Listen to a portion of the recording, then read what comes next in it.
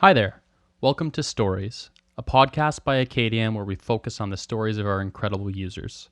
People come to Acadium for a few different reasons. They might be looking to build new skills, whether that's for a career change or just to deepen their craft, or they might be looking to get some eager extra hands on their project or business. In any case, people come to Acadium to grow, and we find that our users often have amazing stories to tell about their journeys, and we're here to share them. Our guest today is Catarina Rivera. Catarina is the co-founder of Explore Equity, a sustainable travel company. Explore Equity creates authentic experiences that support local communities while connecting travelers to real social justice issues like food security, climate change, and sustainability. She has 13 years of experience in the public sector, both in nonprofits and education. She is also the founder of Blindish Latina, a platform increasing awareness about accessibility and sharing her experience as a disabled Latina professional. She holds a Bachelor of Arts from Duke University, a Master's in Education from Bank Street College of Education, and a Master's in Public Health from the City University of New York School of Public Health at Hunter College. I'm really looking forward to speaking with Catarina today. Okay, Catarina, thank you so much for joining us today. Thank you for having me. How are you doing? I think we just talked about this, but as I understand it, you're located in New York City right now? Yes. I've lived in New York City for 13 years and I've loved it. I've lived in the same neighborhood in Washington Heights the whole time. And so we're doing what New Yorkers do best, responding to a challenge, taking care of our neighbors virtually. There's a lot of activity in the Uptown Facebook groups, enjoying the parks, walking and masking up. I'm sure you and many other New Yorkers have never seen the city streets this empty before.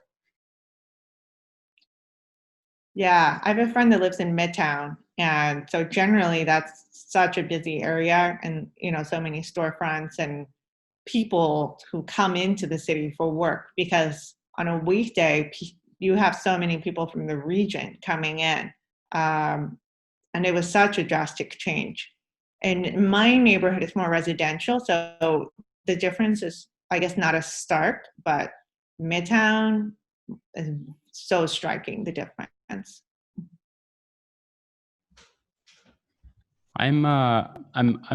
I've been particularly excited to chat with you today because you've got a really wide range of experiences throughout your career. I know you went to Duke for your undergraduate degree. You've since done 2 master's degrees, and you've worked for a variety of different organizations, including one that you've started yourself, or a few that you've started yourself. Why don't we start by talking a bit about that career path? How have some of those experiences shaped you professionally and personally? My career path has been quite a journey, and what I've loved about it is that I haven't followed any one set plan of what I was supposed to be and what I was supposed to do with myself. And my family was very supportive of me going through, exploring, and following my interests and my learning. So I guess the biggest lesson that I've had is that I won't know now what I'll know in like 5 years. So I can't possibly hold on to any rigid type of vision for my future. I like to continuously stay learning and stay open to the new paths and possibilities and ideas that happen as you're participating in life actively. So when I first started working, I joined Teach for America, and I was a teacher in the Bronx. I thought that my path was going to be education. I thought that was going to be the way that I made change. I've always been very driven to make change and make an impact on the world in some way, because I had a lot of advantages and privilege growing up. So I felt this sense of responsibility to give back, to do something with myself. And actually, this job as a teacher was the first time that I truly failed at something. I failed hard. The principal basically gave me a talk She pulled me into her office and she basically said, if you don't shape up, you're out of here. Like, I can't keep you around if you're not going to improve. And through that challenge, I'm glad to say I actually ended up working for 3 years at that school. I figured it out, but it was really, really hard. Being a first year teacher is very hard. Being 21 in a classroom responsible for children and being the leader is quite a jump from college to that. So I learned that I wasn't naturally going to be good at everything. I have to work hard and adapt. And I also learned the importance of allies and supportive mentors, because I had some other teachers in that school who really helped me. And also I had to ask for help. And when I really did that and allowed them to come in and observe me and give me their feedback, I figured out the key to survival. The first year was really survival, and then the second and third year, I was much better. But as I was teaching, I saw that the children were not eating nutritious food, and I started to become very curious about that. And that's when my path took, I guess, a right turn or change, because I really wanted to learn more about that. And so eventually that led me to public health and to a lot of the work that I've done since education. Another really big moment in my career path is when I quit teaching and I started a nonprofit program in my community. I had no plan for how I would make money. A nonprofit program doesn't make money, especially a new one. But I listened to myself. I felt really called to do this, and I felt that it was now or never.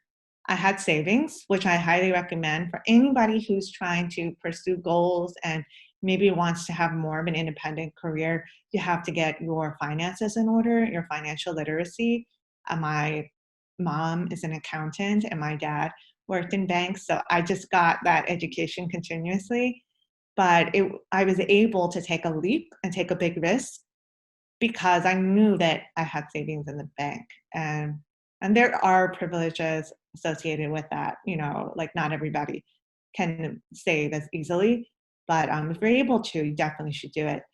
And I also just learned, when I align with my purpose, opportunities will come my way. I had colleagues of mine emailing me, hey, I heard that you're open now. Are you consulting? I have a project that I know about. And so I had different kind of consulting jobs and side things that I was able to pick up. So after that, I feel like I'm not scared of taking risks or quitting the full-time workforce, because I've done it before, and I definitely caught the entrepreneurial bug. The idea that I had in my head of doing this program and the experience of actually making it happen, it's so exciting and inspiring. So you definitely, you get caught with this energy of like, oh, I can make ideas happen. And you get rewarded by seeing them come to fruition. So that really led me to my current venture, Explore Equity. And I knew that we needed to launch something in a short term. Explore Equity, we started it as a travel company with social impact, and we wanted to do a group trip to Puerto Rico. We started having conversations with people in October of 2018. And when you're planning group travel, you have to plan pretty far out, because people don't make their travel decisions. And especially at that time, it wasn't very spontaneous. So we basically had a choice. Should we launch in 2019? We had to launch before hurricane season, or should we launch in the later part of the year, or in 2020? And because I had this entrepreneurial experience, I know that you learn by doing. You have to get out there and do it. So we willed that trip to happen. Every obstacle came in our way, and we still made it happen. And we had to pivot a lot of times. And that is the magical word right now, but it's always been the magical word for an entrepreneur, the power of a pivot. If you see a challenge, if you don't do anything about it, you're you're just going to fail. You're going to not see your way out of it, but you can pivot, you can adapt and change course. And what you change to can be even better than what you had in your head. You can't stay tied to a vision if what you're seeing on the ground is not supporting it. One thing that strikes me as a consistent theme for you throughout is this confidence to make these type of decisions. So whether it's with your own business, the need to pivot, or early on in your career, I mean, I don't know if you describe them as pivots, but you've taken on all these different opportunities, and it seems like that's sort of helped shape your idea of what a career should look like. Where does this confidence come from for you? Is it something that you've had to cultivate over time? Oh, wow. That's a really good question. I feel like confidence can be different in different domains of your life. As far as career, you can be very confident, and then maybe in relationships, your personal life or dating, maybe you don't have that same type of confidence. So that is something that I've noticed at different points in my life, that I may have had more strength in one area related to confidence. But I really think that when you're self-reflective and you're checking in with yourself and following what you're interested in, that confidence kind of renews itself. Because if you're doing something that you're really passionate about, you're going to speak about it more confidently. People are going to be more drawn to it, and you'll probably have more success, and that reinforces the loop. I've also been working for many years on different skill sets, like public speaking, for example. I wanted to get better at public speaking. So at my full-time job, I got involved in Toastmasters, and I eventually became the president of Toastmasters, which is a worldwide organization that you can join very affordably and practice your public speaking. And I just think that there's one life that we have, and I want to live it with gusto. And I don't think I'm perfect, but I definitely try to follow my own ideas of what success means and not what society says success is. And I think that's also part of that confidence, because I know that I'm following what's inside of me. And that if you are following a script, or you're doing what you think you're supposed to be doing, like, oh, I'm becoming a doctor because my family wants me to, you're not going to be approaching that path with that as much confidence or zeal or drive, because it's not aligned to your true desires. It seems to me to also come back to this idea of learning by doing, like this conviction that that for you is what's best. That sort of allows, I feel, because I sort of have a similar mindset. It allows you to be a little bit more confident because you understand that regardless of the outcome, there's something positive at the end of the experience. Mm-hmm. Yeah, I think that's a great way of putting it. Let's talk a bit about your experiences with Acadium, because this is all very relevant. This idea of learning by doing, theme of confidence, which I could talk a little bit more about maybe after we talk about some of your experiences.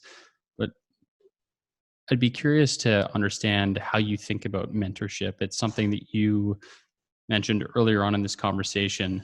What does the idea of mentorship mean to you? Hmm. I think that mentorship is exciting to me.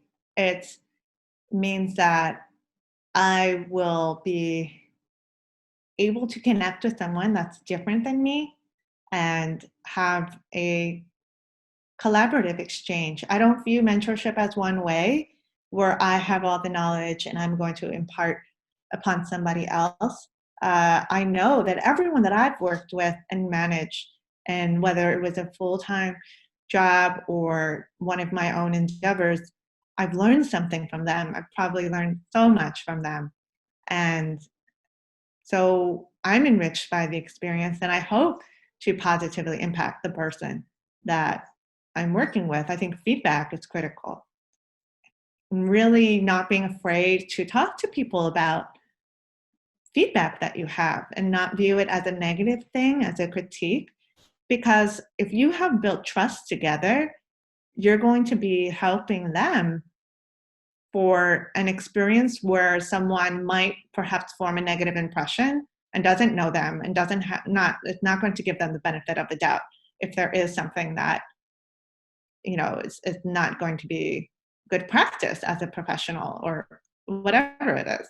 So I think mentorship is really exciting, two-way relationship, and it's helped me achieve a lot of my goals with Explore Equity. So I love Acadium, and I love the opportunity to work with apprentices and students. What kind of advice would you have for apprentices on the platform? So people who are coming to Acadium who want to improve their digital marketing skills, given the experience that you've had on the platform and your experience with mentorship throughout your own career, what are some of the tips that you might have for an Acadium apprentice who's thinking about getting into an apprenticeship? Yeah, I mean, I think that apprentices should see themselves as valuable and know they have value to contribute to any company. Apprentices from Acadium have helped Explore Equity grow to over 1,500 followers on Instagram, and we've been working with them consistently. I think that for apprentices, you really have to problem solve and become independent thinkers. People, even though you don't know everything that you think you might need to know, you need to have the skill set of figuring out how to do new things and utilizing resources that are out there. There are so many times you're working with a digital tool and you just don't know how to do something, but you have to figure out how to use Google, YouTube videos, go onto the help section, and be able to troubleshoot and bring that back to your mentor, because they're going to appreciate that so much more if you take the time to figure it out yourself and problem solve. And I think that's critical because there's no way that someone can be an expert in everything. And as a mentor, your mentors are going to have completely different skill sets depending on who they are and what they are responsible for. You might even just be figuring something out new together. But that skill of being a problem solving a person and an independent thinker is really going to help you. I also would say that for anybody who wants to get better at digital marketing, start something of your own to practice the skills that you'd like to become an expert in. If you want to do social media management, start a new account on Instagram about something that you're passionate about, or start something on TikTok and start to study the trends and actively engage and participate yourself so that you can see what works. And if you are starting a project that 6 months later, for example, has results, has built a following, that's something that you can talk about in an interview that you can point to with your apprentice, and that's very concrete. And then for your profile in Acadium, I highly recommend adding a resume and really concentrating on crafting a clear message for your profile about what your interests are, that digital marketing interests are, and what value you can add. That's really, really helpful because it shows that you're thinking seriously about what type of tasks or skills you want to be working on and that you're presenting yourself as a professional. That's really helpful. I think particularly the advice about the profile, making sure that you're clear about what you want to get out of the apprenticeship, and that goes beyond the profile. It's something that you really need to think about beforehand. A, to make sure that an apprenticeship is right for you, but B, to make sure that the mentor can clearly understand what you're looking to get out of the apprenticeship, which helps both parties make a good decision. And on that note, how do you what kind of advice would you have for mentors on the platform? So your experience on Acadium has been as a mentor with Explore Equity. What have you learned? What has made you successful on the platform, and what would you tell a mentor who's thinking about taking on an apprentice to try and set them up for success? I have some great tips for mentors. I highly recommend conducting interviews. It's very important to have a process for doing your interviews. Try to keep them as standardized as possible with questions that you have prepared beforehand. And use the filters when you're searching. I always use the filters. It's better for me to be more specific about what I'm looking for and talk to those candidates than try to be too open and then I'm talking to everyone but finding no one. So I always click travel and tourism as an interest. I want to see apprentices who already have indicated an interest in travel because that's going to work for me. Then if anybody talks about, volunteering, social good, I'm looking for someone with an interest in the values of my company, which is focused on sustainable tourism and ethical tourism. And we're talking about social justice. So that's stuff that I'm looking for. So figure out what you're looking for. What would be that most amazing candidate, the most ideal person? What would they be talking about? What would their values be? Recruit in batches. It's really important as well. You don't want to be on Acadium sending 1 or 2 messages every day and elongating your recruitment process for a long time and maybe not securing somebody. Go very intense and message as many people as you can in the shortest amount of time possible, maybe 1 to 3 days, and try to send out 10 to 20 messages each day. Then everybody will start to get back to you. You can schedule your interviews around the same time, and you can follow an effective and efficient timeline for bringing someone in. The last tip that I have for mentors is having clear projects for your apprentices and establishing a collaborative working relationship with them, not micromanaging. And it's really, really good for the apprentices when they know exactly what they will be working on. So this is something that I've built myself up to. So my current apprentices, they know that they're going to be working 4 hours a week commenting on Instagram for our engagement. So they are commenting. I went over with them what's a good comment, what's our voice as a brand. We have documents for that. It's not just verbal instructions for them. We also have a document with all the projects that we wanted to accomplish and what was the time frame, what is the description of the project, and we figured out who would take on which one. And we have weekly meetings. You have to have weekly check-ins. And I also use weekly agendas now for those check-ins, which follow a format as well, which is something that I've learned in my full-time work in the nonprofit space, which is a great best practice. You have the apprentice fill out their section, you fill out your section, and then you have a really clear defined agenda for your meetings. And so the meetings now that are most efficient, they'll take 30 minutes a week, which is great. And we also form groups on WhatsApp, chat groups, so that we can just keep in touch for anything that pops up. So I think those have been really helpful tips that have made my role as a mentor easier. That's really helpful. Thanks for sharing. I would be curious to hear a bit more about some of the projects that you have had your apprentices work on Acadium. So you mentioned a couple in that description there, but I'd be curious to understand maybe more specifically some of the projects that you've had apprentices work on, and generally how you think about what makes a good project for the apprentices that you bring in to explore equity. The projects for the apprentices have changed with the growth of the company. In the beginning, we were starting our Instagram page. And so we had to build our audience. We had to make ourselves known. We did not have a logo, for example. So just to talk about what is the mission of Expo Equity, Expo Equity creates authentic experiences that support local communities while connecting travelers to real social justice issues like food sovereignty, climate change, and sustainability. So currently we're hosting virtual events, and we are able to host travel experiences as well, hopefully at some point in the future.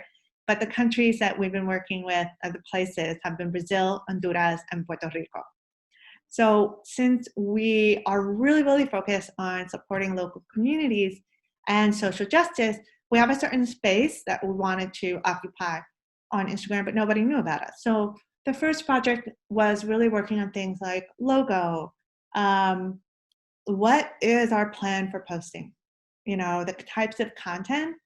I've always been the person writing the captions and selecting the photos, and that has worked well because the brand voice stays consistent and the curation stays consistent. But the engagement on the platform has been something that the apprentices have been able to help with, and that commenting and like engaging on hashtags has helped our account grow so much. So that's always been important. But the other projects that have happened, for example, I had an apprentice who was a user experience designer. And so she helped us redesign our website so that it was better flowing. She upgraded our template to a little bit more sophisticated kind of template. She added a blog, and so we were able to really update the look of our brand through working with her, which was awesome. I had another apprentice who suggested that we start doing quote posts. And this was an idea that came from her, and it was amazing. We started to do quote posts. We saw an incredible response. And so now that's an integral part of our social media strategy, because it's really easy for people to scroll on our feed and see our messages, know what we're about, because they're very bold. So those are like some of the overall things, but the current apprentices are working, the projects that they've taken on were a hashtag analysis to update our hashtags that we were using and evaluate the ones that were working and we're not working, and the ones that we should be changing to. Updating our social media guide. So I had a terrible document and now it's amazing because the apprentice has worked on it. And I basically told him, create a document that if you were completely new to your role would tell you everything you need to know about how do we do our MailChimp, how do we do our posting, what's our posting schedule, commenting, what's a good comment, what's our voice, what are our values, what words do we use, what don't we do when we're online, and so now we have a wonderful social media guide that can help any apprentice who joins our team. We also have one of our apprentices has been working on blogs and creating like lots of content for that.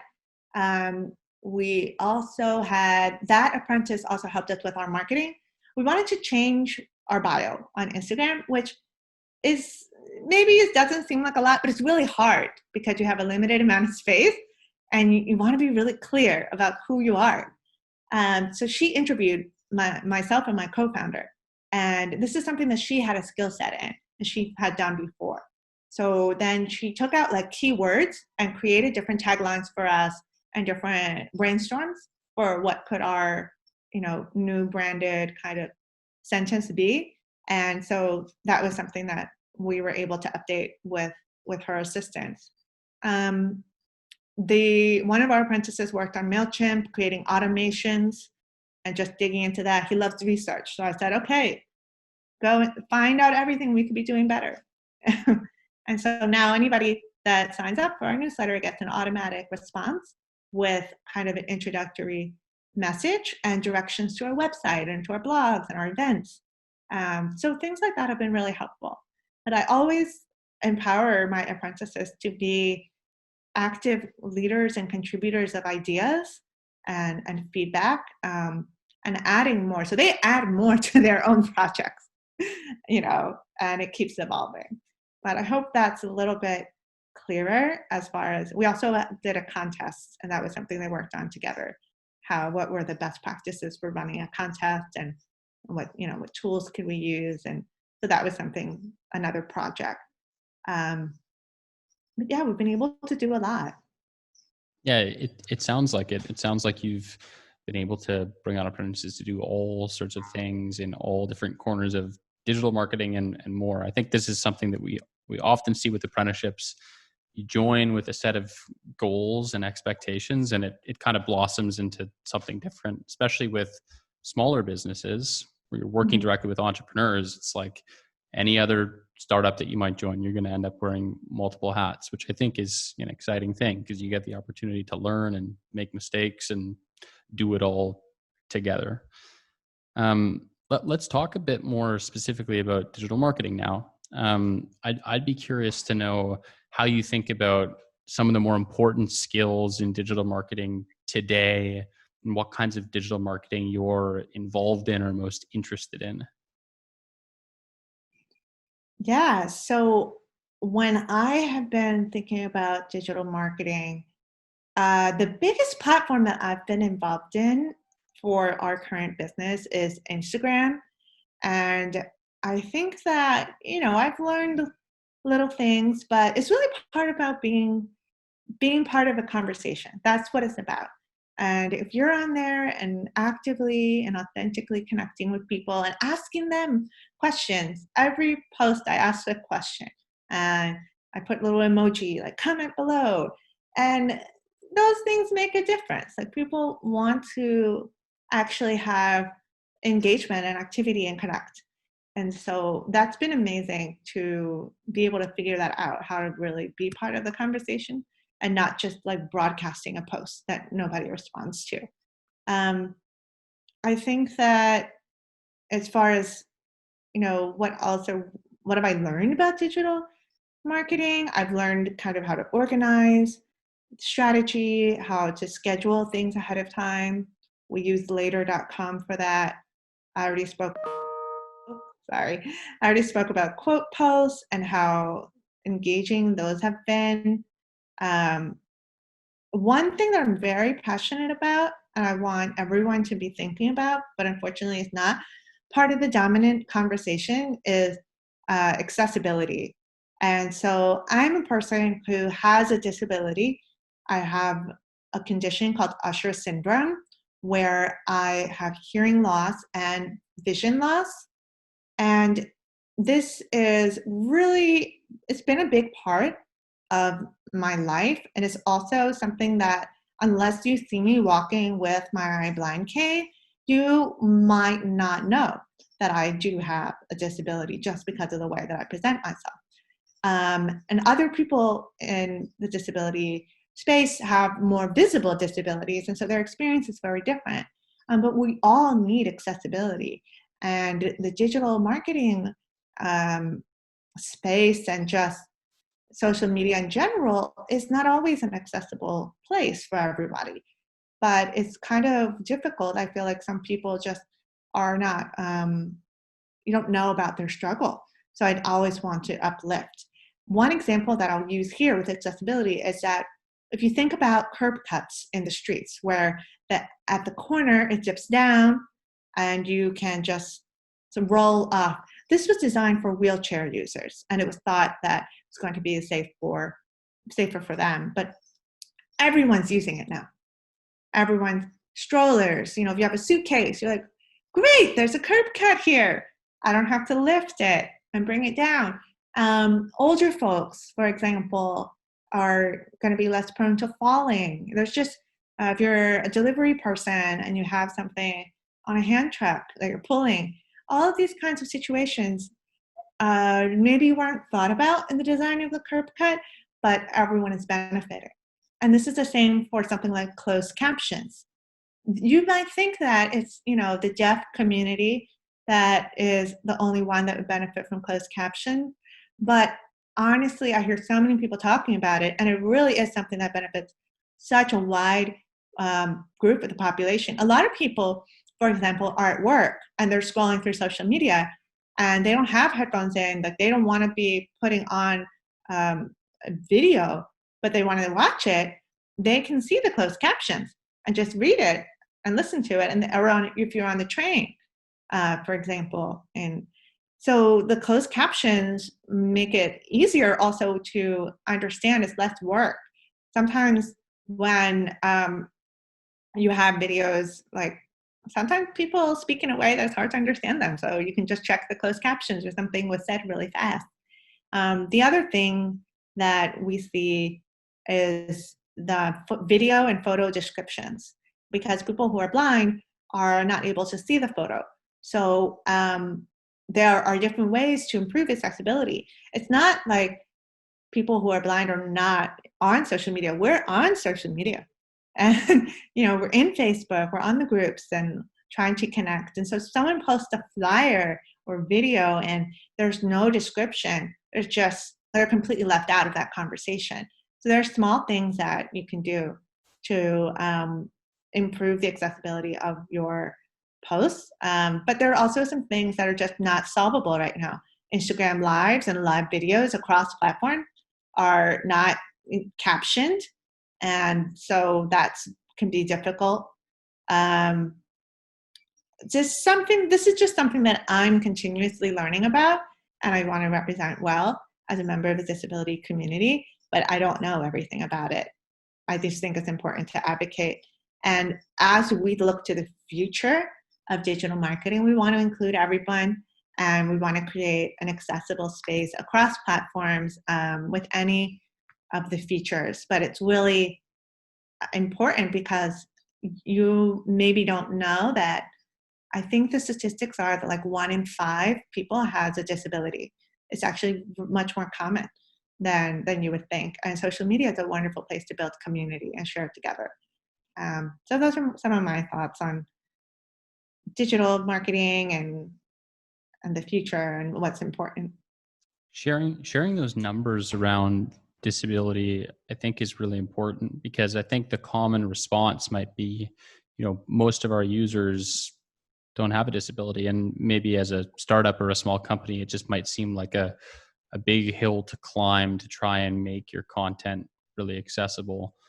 On that note, I know you said you're not an expert, but from your perspective, where is the lowest hanging fruit? Like, let's think about it from the perspective of Acadium. So for us, if we were to think about doing something starting tomorrow where we could have the biggest impact in making our content more accessible, how would you think about that? Where do you think we should look? Well, I think what's really great is the video and photo descriptions in the caption. I think that's probably the lowest hanging fruit because it doesn't take any new skills in order to add that kind of description.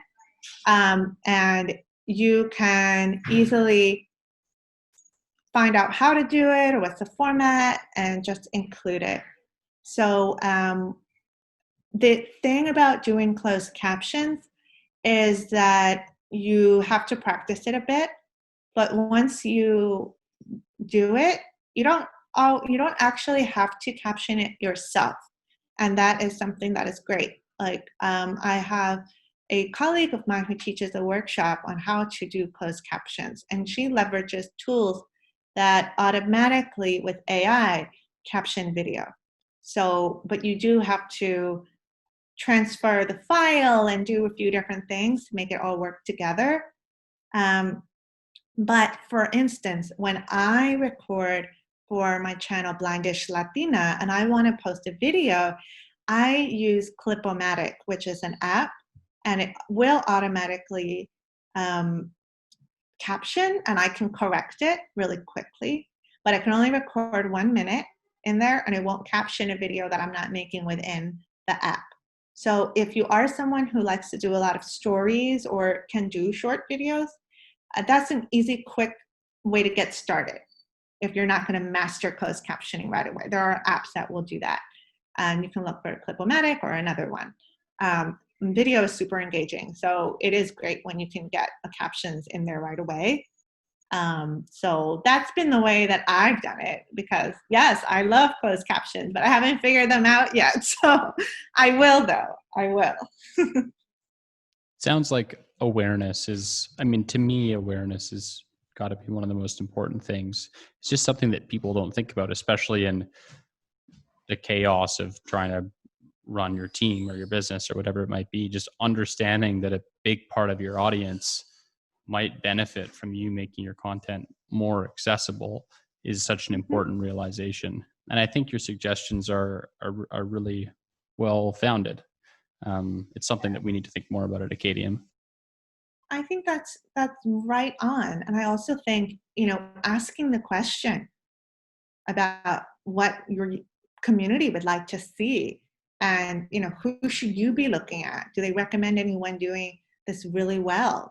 There are people out there modeling that are doing incredible, accessible platforms, and they're educating. So there are people you can learn from. I also just want to say something about representation. One of the things that we see with images is that a lot of times this happens with people of color as well, but people with disabilities are not the images that you find like on stock photos, or when you're posting online, you might not see a lot of representations of yourself, and also just of people thriving. Like, I'm sure if you search for person in a wheelchair, you might not see someone who's like exercising and who's like doing, or at a party with their friends. They're just kind of okay. They're a full person, and so I think that when you are using images, especially as a company for your marketing, thinking about how can you be representative of a group like people with disabilities, and of course people of color, I think is another great way to make an impact. The imagery one sounds like another real low-hanging fruit area. Like, it should be so easy for us to intentionally try and represent the population in our imagery. And the idea of representing people not just as they appear, but people who are thriving in some way. I find that to be such a fun and important concept. So I appreciate you sharing that. That's helpful for me, and I'm sure it's helpful for many people who are listening. I want to thank you for your time. I think we'll end it there. I've kept you for long enough. This has been really, as I said, helpful for me. I appreciate you taking the time, and I hope to see you soon. Thank you so much, Graham, for having me, and I'm so glad to be able to share with your community. Thank you so much. See you, Catarina.